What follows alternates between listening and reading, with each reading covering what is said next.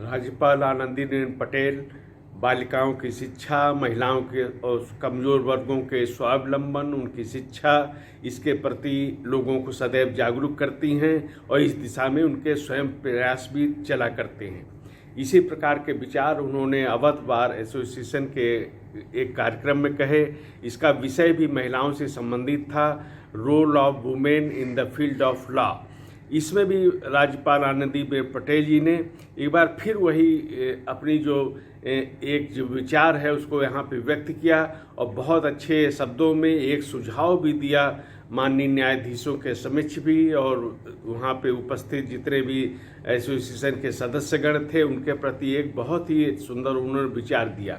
उन्होंने कहा कि न्याय की उपलब्धता सहज होनी चाहिए, महिलाओं को, कमज़ोर वर्गों को न्याय मिलना चाहिए, समय से मिलना चाहिए, और इस दिशा में प्रयास का उन्होंने एक विनम्र आग्रह भी किया।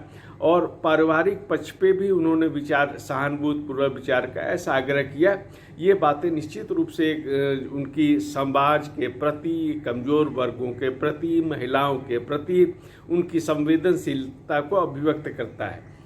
और इसी दिशा में उन्होंने कामकाजी जो महिलाएं उनका विषय भी उठाया और ये आग्रह किया कि जो कामकाजी महिलाएं वो दोहरी भूमिका निभाती हैं, इसलिए पुरुषों को भी या उनके पति को, परिवारजनों को भी ऐसी महिलाओं के घरेलू कामों में सहयोग करना चाहिए।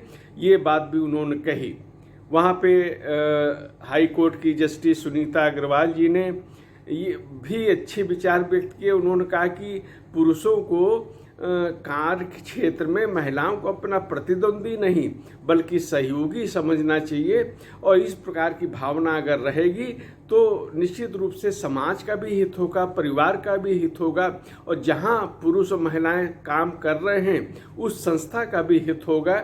इस प्रकार का उन्होंने विचार किया। जस्टिस DK उपाध्याय जी ने भी शिक्षा का महत्व दिया, महिलाओं की शिक्षा का भी उन्होंने बल दिया, और महिलाओं को, कमज़ोर वर्गों को, इनको कौशल विकास भी हो, इनका विकास हो, इस तरह का उन्होंने सुझाव दिया।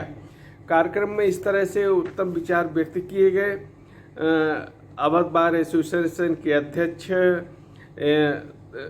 त्रिपाठी जी ने भी राज्यपाल जी का स्वागत किया। और इस प्रकार के कुल मिला के अगर हम इस कार्यक्रम की समीक्षा करें तो वो समाज की दृष्टि से, परिवार की दृष्टि से, महिलाओं की दृष्टि से, बालिकाओं की दृष्टि से